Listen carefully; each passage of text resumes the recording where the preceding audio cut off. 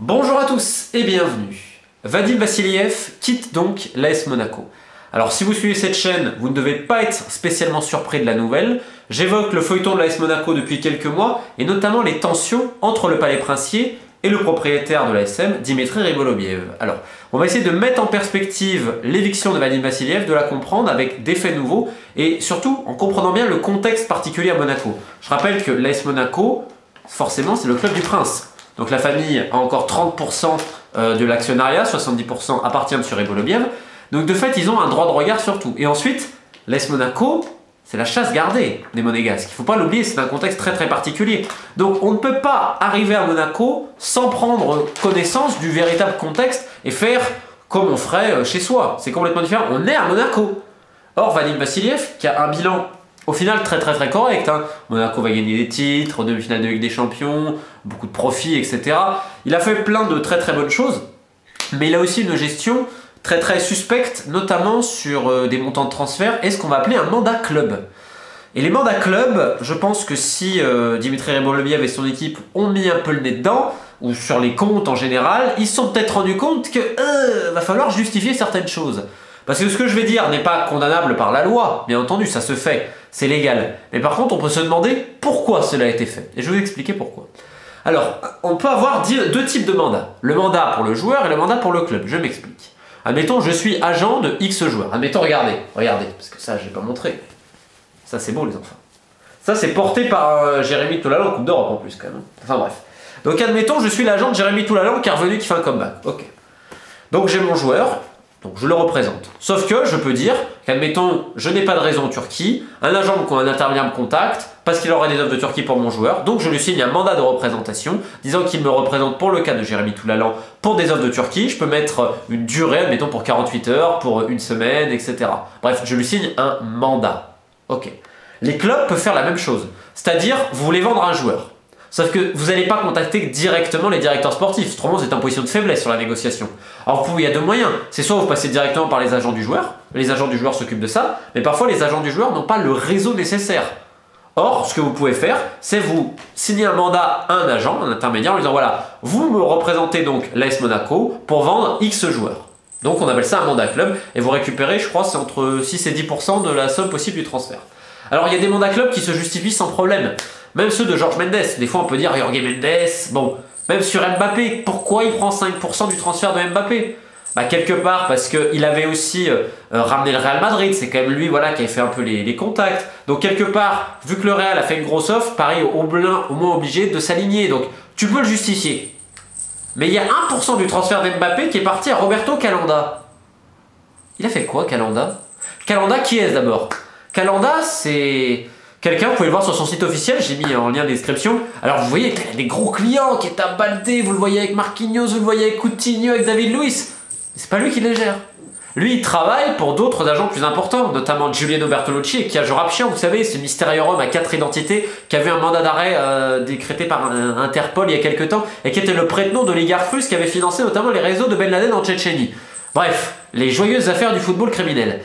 Plus sérieusement, il y a 1%, donc il y a 1,8 million, c'est pas pourquoi. Parce que Calanda, c'est quand tu peux pas mettre le nom de Kia ou de Giuliano Bertolucci, il y en a plein d'agents qui font ça, tu mets le nom de Calanda qui aussi gère ses dossiers, il n'y a pas de problème.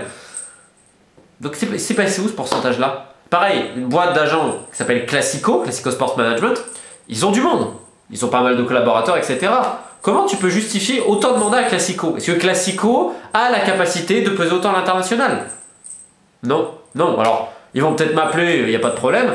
Mais il va falloir qu'il me l'explique avec Vadim, le pourquoi du comment. Hein. Parce que des fois, tu peux pas justifier. L'agent du joueur, il suffirait. Donc, forcément, quand tu regardes, tu te dis tout cet argent, il est parti où? Parti où? Pour quelle raison? Pour quelle raison?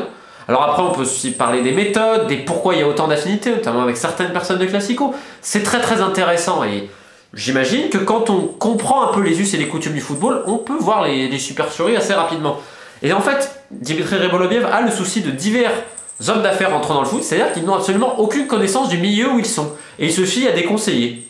Vadim Vassiliev avait le même souci. Vadim Vassiliev a rapidement appris, il n'y a pas de problème, sauf qu'il s'est entouré de personnes comme Jorge Mendes et d'autres. Et en fait, Vadim Vassiliev a fait avec Jorge Mendes ce que Mendes avait fait avec Chelsea avec Peter Kenyon.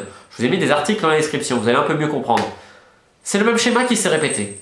Donc c'est-à-dire que on a dit que tout allait bien, ils ont quand même justifié Pelé, j'ai rien contre Pelé, qui n'est pas non plus un mauvais joueur, mais... Donc Monaco a payé 12 millions Pelé qui vient de Rio Ave, un club contrôlé par Mendes, un joueur qui vaut pas plus de 4 ou 5 millions. Là tu te dis, Vadim, comment il peut justifier ça? Donc indépendamment de cette gestion financière scabreuse qu'on va qualifier d'opaque, légale mais opaque, il y a la politique. C'est-à-dire que depuis des mois et des mois, il y a de grandes tensions entre le Palais et Dimitri Ribolovlev, et pas uniquement pour l'AS Monaco, il y a notamment une affaire de justice qui est actuellement en cours. J'en ai parlé il y a quelques mois. Donc tous les liens sont dans la description. Or, il y avait aussi le souci de l'AS Monaco. Pourquoi? Parce que vous avez le neveu du prince Albert, Louis Ducruet, qui est au club, qui est recruteur. On lui avait promis qu'il allait être monté en grade, et puis finalement, dernier moment, pas du tout. Donc ça a été un peu le détonateur, ça a été la bombe. Bam. Parmi les griefs, il y avait notamment celui concernant Bruno Scropetta. Je l'avais annoncé hier. Là, je suis assez content. J'avais dit, si les Monégasques qui reviennent un peu au club, Bruno Scropetta, c'est le premier à faire ses valises. Hop, qu'est-ce qui s'est passé? Bruno Scropetta, il y a quelques semaines, il a fait ses valises. Et ouais, parce que Bruno Scropetta, voilà, n'arrêtez pas de dire Louis Ducruet. Louis Ducruet, quand même. Eh ouais, mais sauf que c'est le neveu du prince Albert, les gars. Et est-ce qu'il est moins méritant, plus méritant que les autres? Quand tu vois certaines personnes à Monaco, ouais, moi ça me choque pas tellement, sachant que Monaco, je le répète, c'est quand même un club qui est pas mal structuré, tu vois, sur la formation, sur plein de choses, c'est un club qui fait plein de choses très très bien. Donc, au niveau politique, tu avais le Palais qui essaie d'encourager des rachats, notamment par l'intermédiaire de Jérôme de Bontin et un fonds d'investissement nord-américain qui s'appelle Pixix, qui avait essayé de racheter Saint-Etienne.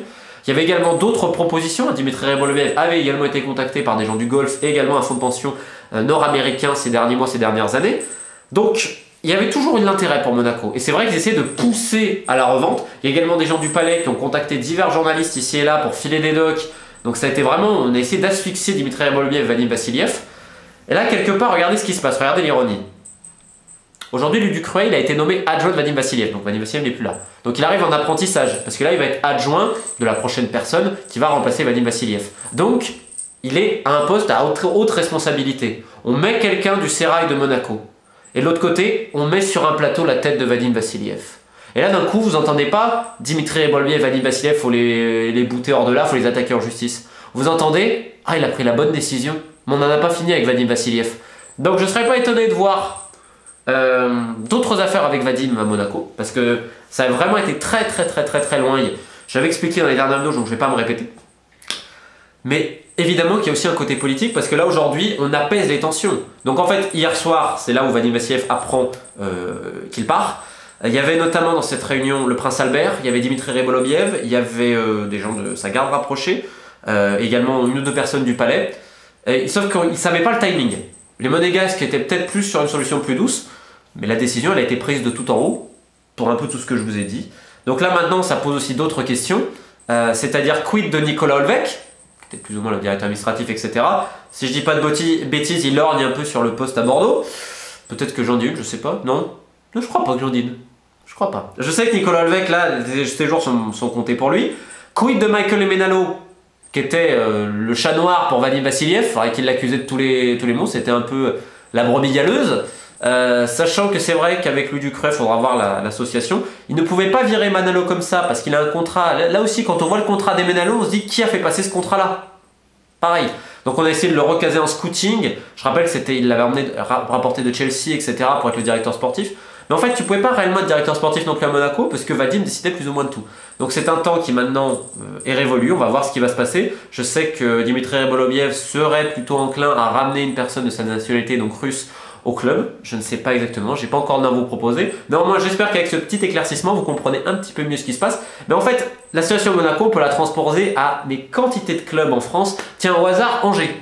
Angers qui va d'ailleurs perdre son responsable de recrutement, Axel Lablatinière, qui va partir du club. On pourrait évoquer le rôle, par exemple, à Angers, du directeur du centre de formation. Là, directeur du centre de formation, agent, tu sais pas trop. Olivier Piqueux, pareil, tu sais pas trop. Donc, attention, Monaco, il y avait des défauts, ok, mais faut pas croire que les autres clubs, c'est pas pareil dans le fonctionnement. Et je le rappelle, Monaco a quand même un fonctionnement globalement très très bon. Tu vas pas faire tout ce qu'ils font, les résultats en jeunes, le travail. Il y a une vraie identité, il y a quelque chose. Tu as plein de très bonnes personnes. Mais sauf que le sommet de la pyramide, ça n'allait pas du tout. Également pour des raisons hors foot. Il y a également quand même une raison hors foot. Voilà.